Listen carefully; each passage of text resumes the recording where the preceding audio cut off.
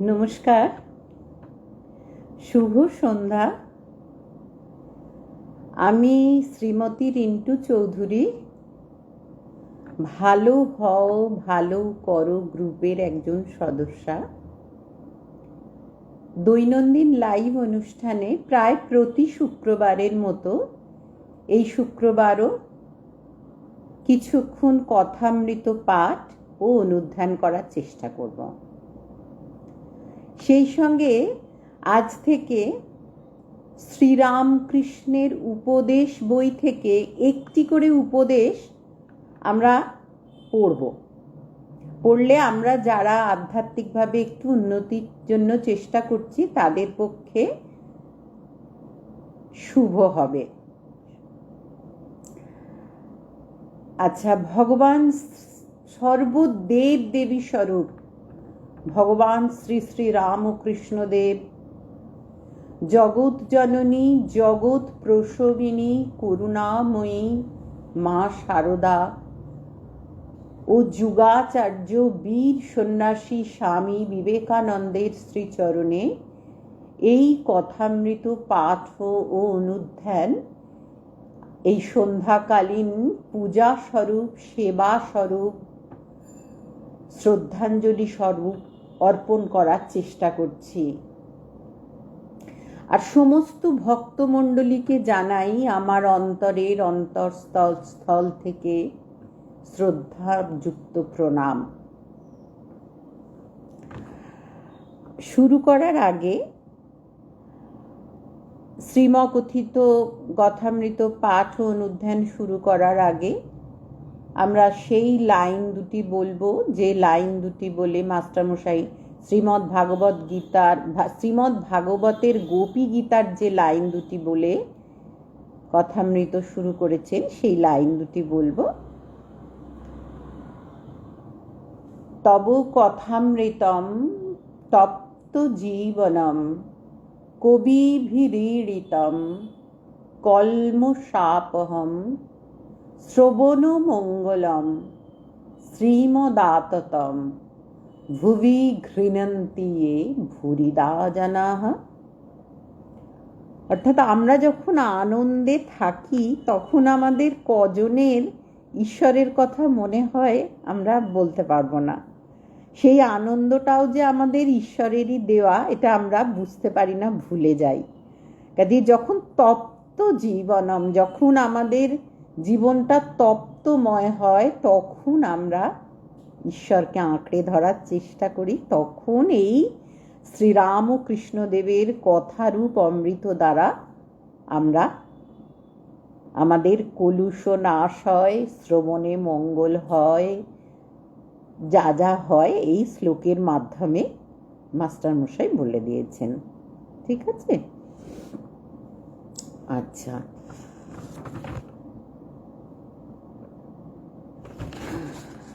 আমরা গতদিন যেখানে শেষ করেছিলাম ওইটা পড়েছিলাম চতুর্থ পরিচ্ছেদের জ্ঞান ও বিজ্ঞান। অর্থাৎ জ্ঞান মানে হচ্ছে দুধ সাদা, আমরা জানি জ্ঞান, আর বিজ্ঞান হচ্ছে সেই দুধ খেয়ে আমরা হৃষ্টপুষ্ট হই, সেটা হচ্ছে বিজ্ঞান।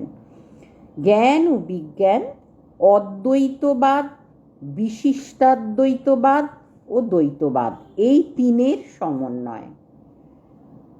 অদ্বৈতবাদ অর্থাৎ ওই সোহং, অর্থাৎ আমি সে। বিশিষ্টাদ্বৈতবাদ হচ্ছে তুমি প্রভু আমি দাস। ও দ্বৈতবাদ সেই দুজন, ঈশ্বর একজন আর আমি একজন, তিনি পূর্ণ আমি তার অংশ। এই তিনের সমন্বয় জ্ঞান ও বিজ্ঞান, এইটা দিয়ে চতুর্থ পরিচ্ছেদ শুরু হয়েছে। আমরা গত সপ্তাহে যেটা শুরু করেছিলাম সেইখানে এই অবধি পড়েছিলাম যে কলিতে অন্নগত প্রাণ দেহ বুদ্ধি যায় না, এই অবস্থায় সোহং বলা ভালো নয়। অর্থাৎ আমি সেই ভগবান এটা বলা ভালো নয়। সবই করা যাচ্ছে, আবার আমি ব্রহ্ম বলা ঠিক নয়। যারা বিষয় ত্যাগ করতে পারে না যাদের আমি কোনো মতে যাচ্ছে না তাদের আমি দাস, আমি ভক্ত, এই অভিমান ভালো। ভক্তিপথে থাকলেও তাকে পাওয়া যায়।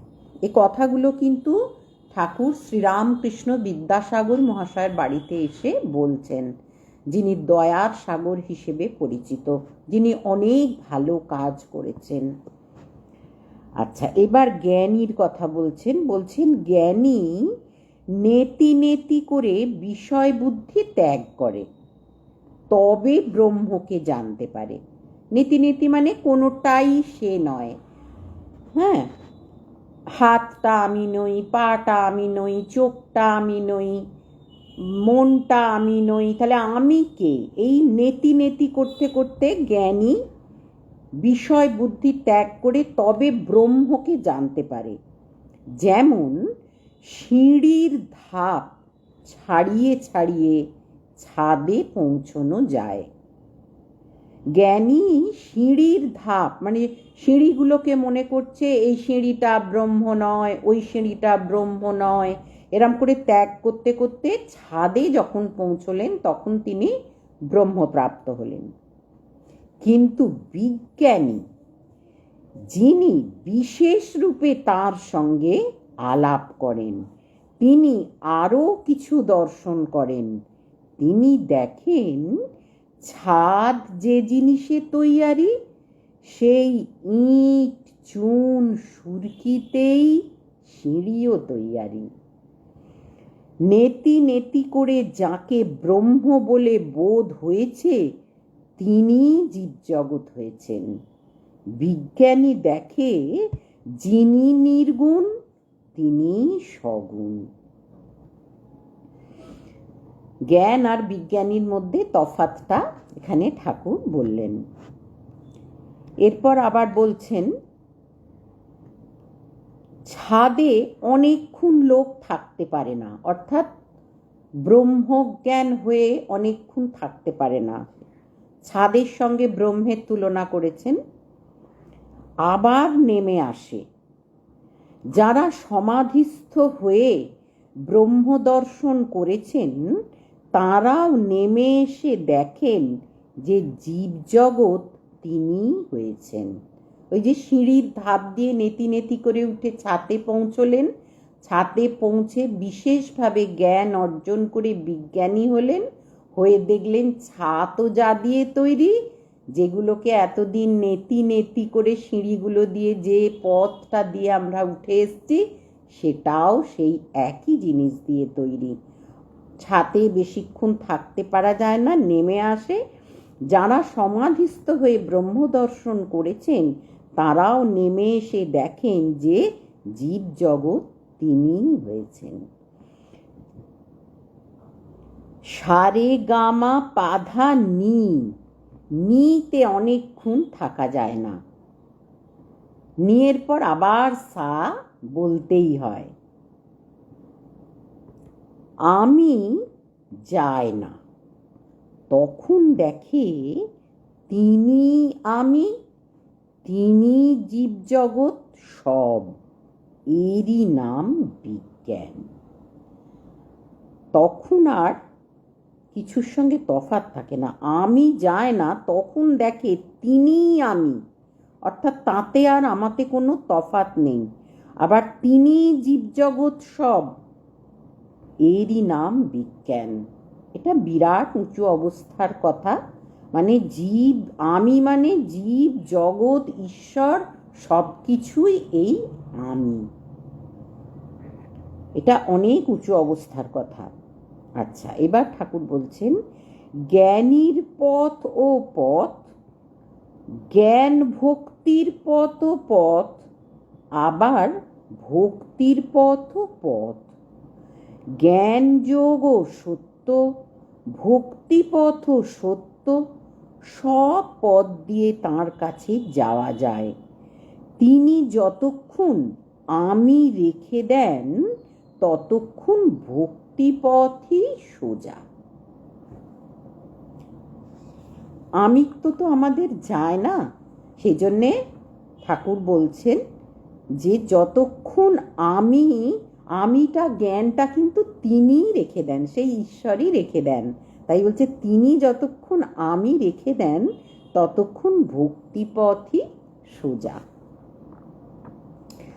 বিজ্ঞানী দেখে ব্রহ্ম অটল, নিষ্ক্রিয়, সুমেরুবৎ। এই জগৎ সংসার তাঁর সত্য রজতম 3 গুণে হয়েছে, তিনি নির্লিপ্ত। সেই যে আগে আগে ঠাকুর প্রদীপের উপমা দিয়েছেন, সূর্যের উপমা দিয়েছেন, যে প্রদীপ জ্বলছে, তার নিচে কেউ ভাগবত পাঠ করছে, কেউ বা জাল করছে। সূর্য শিষ্টের ওপরেও আলো দিচ্ছে, দুষ্টের ওপরেও আলো দিচ্ছে। সেইটাই এখানে আবার বলছেন, বিজ্ঞানী দেখে ব্রহ্ম অটল, নিষ্ক্রিয়, সুমেরুবৎ। এই জগৎ সংসার তাঁর সত্য রজতম 3 গুণে হয়েছে, তিনি নির্লিপ্ত। এই 3টে গুণ কিন্তু তাঁরই, সত্য রজতম এই 3টে গুণও কিন্তু তাঁরই, কিন্তু তিনি নির্লিপ্ত। বিজ্ঞানী দেখে যিনি ব্রহ্ম তিনি ভগবান, যিনি গুণাতীত তিনি ষড়ৈশ্বর্যপূর্ণ ভগবান। এই জীবজগৎ মন, বুদ্ধি, ভক্তি, বৈরাগ্য, জ্ঞান এসব তাঁর ঐশ্বর্য। সহাস্যে, যে বাবুর ঘরদার নাই, হয়তো বিকিয়ে গেল, সে বাবু কিসের বাবু? সকলের হাস্য। ঈশ্বর ষড়ৈশ্বর্যপূর্ণ, সে ব্যক্তির যদি ঐশ্বর্য না থাকতো তাহলে কে মানত? সকলের হাস্য। সকলে হাসছে, কিন্তু এটা অত্যন্ত মূল্যবান কথা যে এই যে জীব জগৎ, আমরা বলি আমার মন, আমার বুদ্ধি, আমার ভক্তি, আমার বৈরাগ্য, আমার জ্ঞান, ঠাকুর কিন্তু বলছেন এসব তাঁর ঐশ্বর্য। অর্থাৎ যার মধ্যে এগুলো যত বেশি আছে তার মধ্যে কিন্তু ঐশ্বরিক গুণ তত বেশি আছে। তারপরে বলছেন মানে এগুলো সবই ঐশ্বরিক ঐশ্বর্য বলে এবার তিনি মজা করছেন যে বাবুর ঘরদার নাই, হয়তো বিকিয়ে গেল, সে বাবু কিসের বাবু? সকলের হাস্য। ঈশ্বর ষড়ৈশ্বর্যপূর্ণ, সে ব্যক্তির যদি ঐশ্বর্য না থাকতো তাহলে কে মানত? সকলের হাস্য। আমরা যখন বিপদে পড়ি তখন যত যেই থাকুক না কেন তখন সেই অদৃশ্য ঈশ্বরের উদ্দেশ্যেই কিন্তু আমাদের প্রার্থনাটা করতে হয়। তত্ত্ব জীবনম। আচ্ছা, ষড়ৈশ্বর্যপূর্ণ এটা বললেন। আর ওই সমস্ত ঐশ্বর্য তারই, সমস্ত মানুষের ভেতরে যত গুণ সমস্ত ওই ঈশ্বরেরই ঐশ্বর্য। এটা কিন্তু ঠাকুর নিজেও মুখে বলে গেলেন। এবার হেডিংটা দিয়েছে বিভু রূপে এক কিন্তু শক্তি বিশেষ বলে। আবার ঠাকুর বলছেন দেখো না এই জগৎ কি চমৎকার, কত রকম জিনিস, চন্দ্র, সূর্য, নক্ষত্র, কত রকম জীব, বড় ছোট, ভালো মন্দ, কারো বেশি শক্তি, কারো কম শক্তি। বিদ্যাসাগর তখন জিজ্ঞাসা করছেন, তিনি কি কারোকে বেশি শক্তি, কারোকে কম শক্তি দিয়েছেন? শ্রীরামকৃষ্ণ, তিনি বিভু রূপে সর্বভূতে আছেন, পিঁপড়েতে পর্যন্ত, কিন্তু শক্তি বিশেষ। তা না হলে একজন লোকে 10 জনকে হারিয়ে দেয়, আবার কেউ একজনের কাছ থেকে পালায়। আর তা না হলে তোমাকেই বা সবাই মানে কেন? তোমার কি শিং বেরিয়েছে দুটো? হাস্য। তোমার দয়া, তোমার বিদ্যা আছে অন্যের চেয়ে, তাই তোমাকে লোকে মানে, দেখতে আসে। তুমি একথা মানো কি না? বিদ্যাসাগর মৃদু মৃদু হাসিতেছেন। বিদ্যাসাগর ভাবছেন নিজের প্রশংসা করছেন তো, তাই মৃদু মৃদু হাসছেন, এটা আমার মনে হয়েছে। কিন্তু তার আগেই কিন্তু ঠাকুর বলে দিয়েছেন যে এই দয়া ঐশ্বর্য, এই বিদ্যা ঐশ্বর্য, এইসব ঐশ্বর্য কিন্তু ঈশ্বরের ঐশ্বর্য। এগুলো কিন্তু ঈশ্বর দিয়েছেন বলে, বিদ্যাসাগরের ভেতরে এসেছে বলে আমরা বিদ্যাসাগরকে সম্মান করি, মানি। সেটা কিন্তু আগে ঠাকুর বলে দিয়েছেন। কাজে আমার বলে কিছু নেই, সবই কিন্তু ঈশ্বরের। একমাত্র ঈশ্বরই আমার, ঈশ্বরই আমাদের, এই বিশ্বাসটা যেন করতে পারি। আচ্ছা, এবার বলছেন শুধু পাণ্ডিত্য পুঁথিগত বিদ্যা অসার, ভক্তি সার। শ্রীরামকৃষ্ণ আবার বলছেন শুধু পাণ্ডিত্যে কিছু নাই, তাকে পাবার উপায়, তাকে জানবার জন্যই বই পড়া। একটি সাধুর পুঁথিতে কি আছে একজন জিজ্ঞাসা করলে, সাধু খুলে দেখালে পাতায় পাতায় ওং রাম লেখা রয়েছে, আর কিছুই লেখা নেই। এটা থেকে আবার আমরা নাম মাহাত্ম্যটা বুঝতে পারি। এই কলিযুগে শ্রীরাম ও কৃষ্ণ নাম। আচ্ছা, আবার ঠাকুর বলছেন গীতার অর্থ কি? 10 বার বললে যা হয়। গীতা গীতা 10 বার বলতে গেলে ত্যাগী ত্যাগী হয়ে যায়। গীতার এই শিক্ষা, হে জীব, সব ত্যাগ করে ভগবানকে লাভ করার চেষ্টা করো। সাধুই হোক, সংসারী হোক, মন থেকে সব আসক্তি ত্যাগ করতে হয়। ত্যাগ কোনটা করতে হয়? আসক্তি ত্যাগ করতে হয়।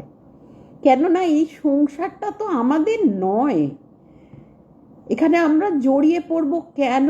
জগৎ সংসার তো ঈশ্বরের সৃষ্টি, আমরা তো কিছু দিনের জন্য কর্তব্য করতে এসেছি। কাজেই সেই আসক্তিটা ত্যাগ করে ঈশ্বরের ওপর ভার দিয়ে আমরা যেন সব কর্তব্য করে যেতে পারি। আচ্ছা, আজকে কথামৃত থেকে এইটুকু পড়লাম। আর আজকে থেকে আমি ওই শ্রীরামকৃষ্ণের উপদেশ বলে একটা বই আছে, ওইটা একদম শ্রীরামকৃষ্ণের উপদেশ 1 থেকে আর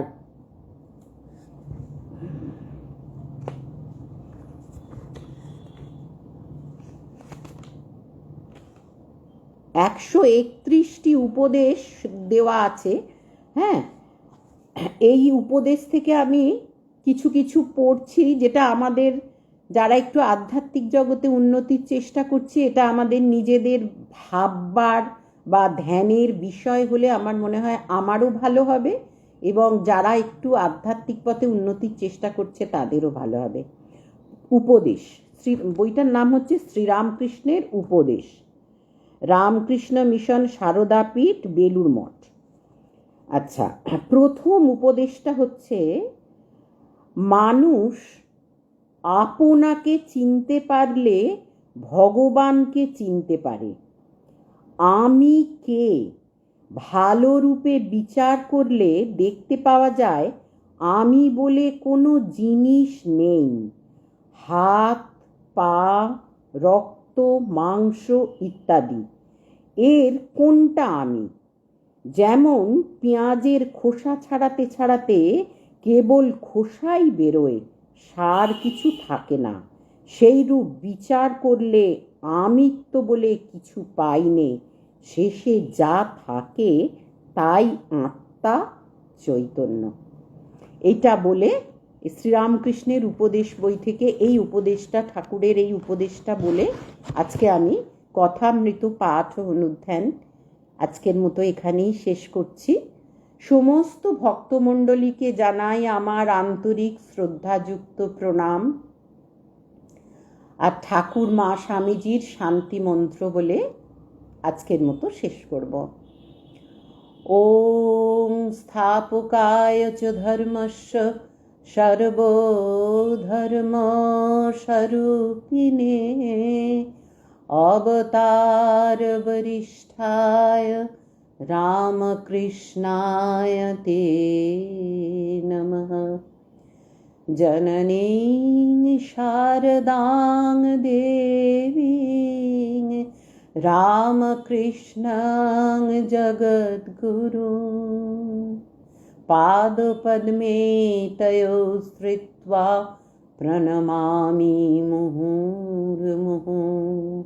नमो श्रीज्योतिराजाय विवेकानन्दसूरये सच्चित्सुखस्वरूपाय स्वामिने तापहारिणे। ॐ शान्ति शान्ति शान्तिः। हरिः ॐ तत्सत्। श्रीरामकृष्णाय अर्पणमस्तु। नमस्कार।